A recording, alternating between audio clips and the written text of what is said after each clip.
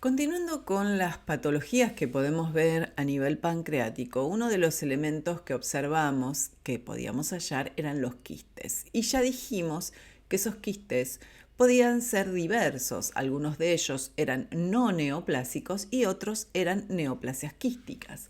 Dentro de los quistes no neoplásicos podemos encontrar quistes que son de origen congénito o los pseudoquistes, como estuvimos viendo, asociados a los procesos inflamatorios.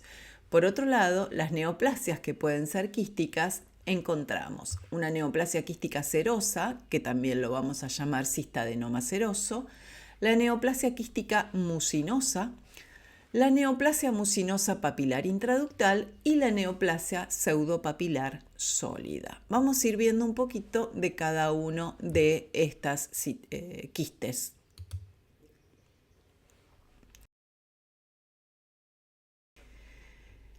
En cuanto a los quistes congénitos, son lesiones que en general tienen una sola loculación. Eso es importante porque los quistes los vamos a ver desde lo que es la ecografía y el ecógrafo nos va a definir cuántas loculaciones tiene, si es multilocular o unilocular.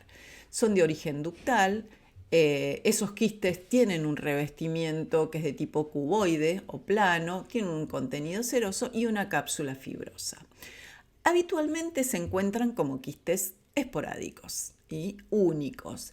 El tema es cuando estos quistes son múltiples. Cuando son múltiples hay que pensar en otras enfermedades y ya no solo una lesión congénita. Tendríamos que pensar en asociación con poliquistosis renal, que puede también tener quistes pancreáticos, o enfermedad de von Hippel-Lindau.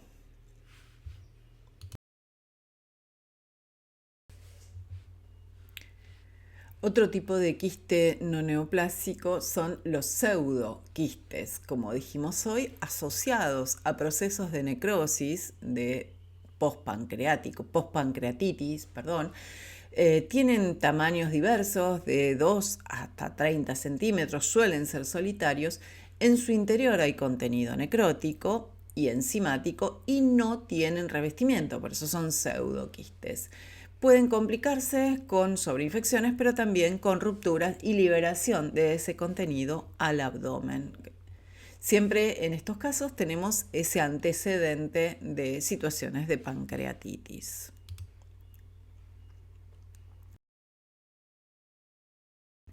Pasemos al grupo de las neoplasias pancreáticas.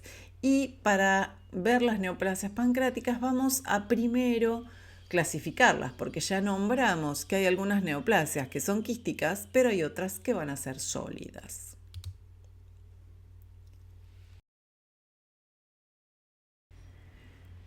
Bien, vamos a ver entonces la clasificación de las neoplasias pancreáticas, pero solo las exócrinas. Las endocrinas las vamos a ver con el práctico de patología endocrina.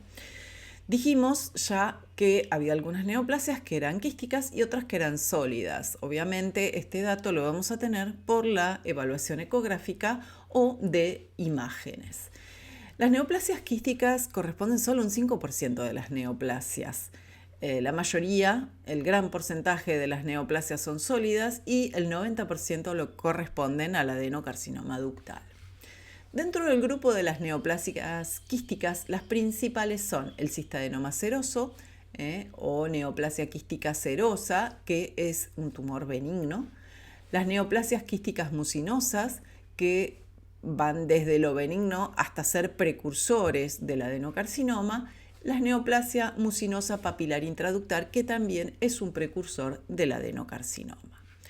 Dentro de las neoplasias sólidas tenemos como principal el adenocarcinoma ductal y las lesiones precursoras, que es el PAN-IN o neoplasias intrapancreáticas precursoras, intraepiteliales, y el carcinoma acinar, que es una neoplasia poco frecuente.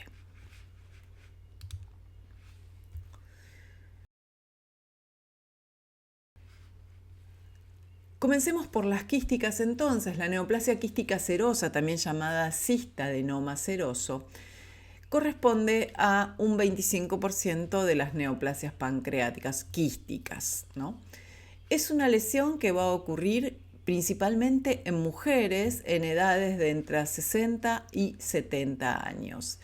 Es una lesión que ecográficamente es multilocular y se ubica a nivel de la cola del páncreas, con lo cual probablemente no dé gran sintomatología. Cuando observamos esta lesión, como observamos que es multilocular, son todos microquistes de pequeño tamaño, de entre 1 y 3 centímetros, con un revestimiento cuboide y son benignas.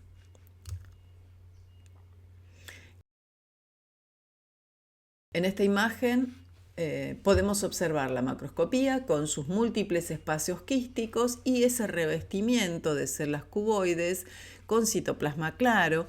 Estas neoplasias serosas son ricas en glucógeno, por eso esas células muestran ese citoplasma claro que si hacemos una tinción de Paz va a dar positivo por la presencia de glucógeno.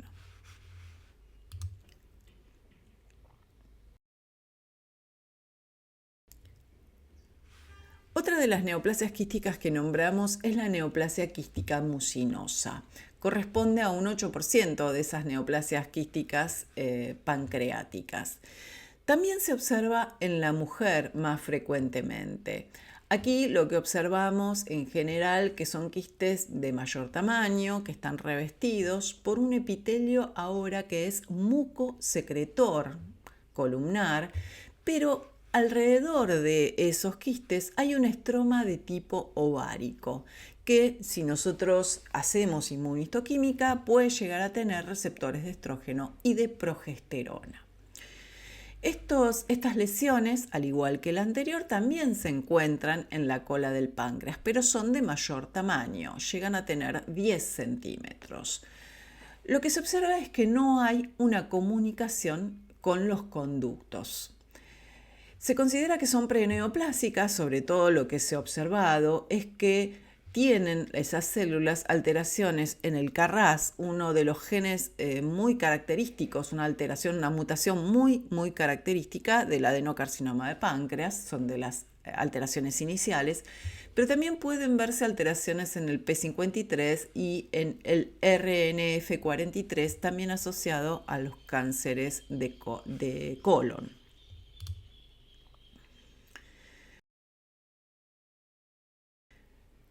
Macroscópicamente, ahí tienen la lesión que es multilocular, que en su interior contiene una secreción mucinosa, a veces hemorrágica, y que si la vemos histológicamente,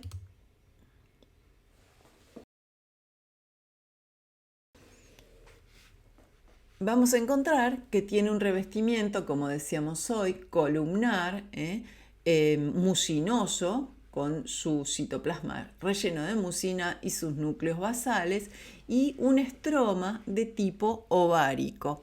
Ahora, esta lesión es preneoplásica, entonces podemos encontrar desde lesiones de bajo grado, muy sencillas, con esas células bien típicas, a lesiones un poco más complejas, como observamos aquí, formando estructuras papilares, con mayor densidad celular y núcleos un poco más hipercromáticos, hasta lesiones de alto grado, como observamos en la imagen de abajo. Aquí, acá abajo hay un epitelio típico o de bajo grado y aquí arriba alto grado con mayor densidad de glándulas, mayor atipía celular, pero siempre dentro de lo que es el epitelio. O sea, se limita a ese quístico, sigue siendo una neoplasia mucinosa intraductal.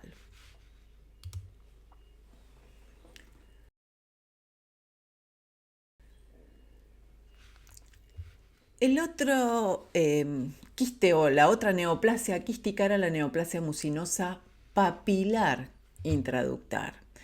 Esta sí se origina en los grandes conductos. Recordemos que las otras dos estaban en la cola del páncreas. Los grandes conductos están a nivel de la cabeza. Y fíjense, la otra diferencia que podemos encontrar es que se observa más frecuentemente en hombres de alrededor de 60 años. Por supuesto, bueno, por estar en los grandes conductos está a nivel de la cabeza, puede ser multifocal en algunos casos.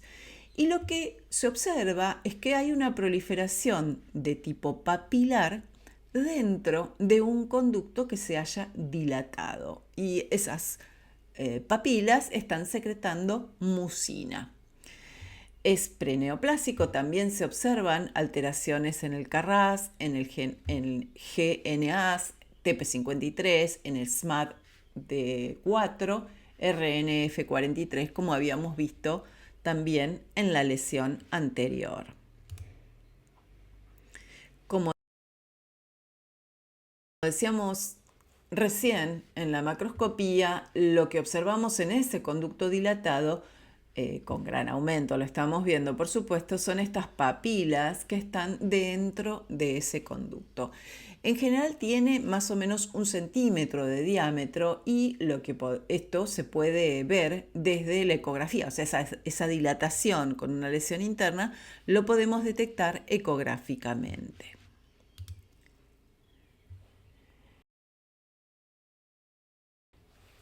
En cuanto a la histología, esas papilas que están llenando ese conducto están revestidas por un epitelio de tipo mucinoso, ¿no? Como dice su nombre.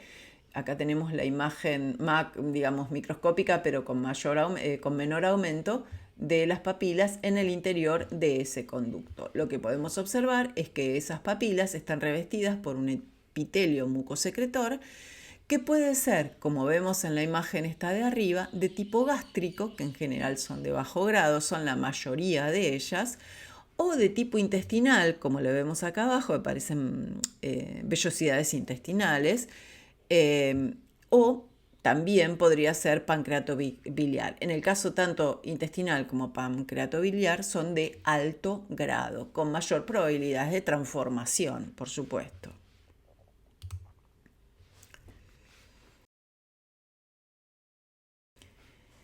Hay una última lesión muy rara que en realidad se presenta como una lesión quística, pero es una lesión sólida, pseudopapilar.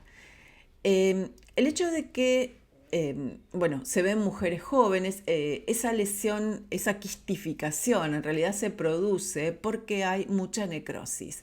Esa necrosis y hemorragia genera espacios quísticos entre medio de los nidos de células y hace que dé esa imagen de entre pseudo sólido quística, y por otro lado también da una imagen de como si fuesen papilas, que no son realmente papilas, sino son fragmentos o planchas de células que están separadas entre sí porque hay necrosis y quedan fragmentadas o discoesivas. Esta lesión suele ser de gran tamaño, pero como decíamos al inicio, es sumamente rara.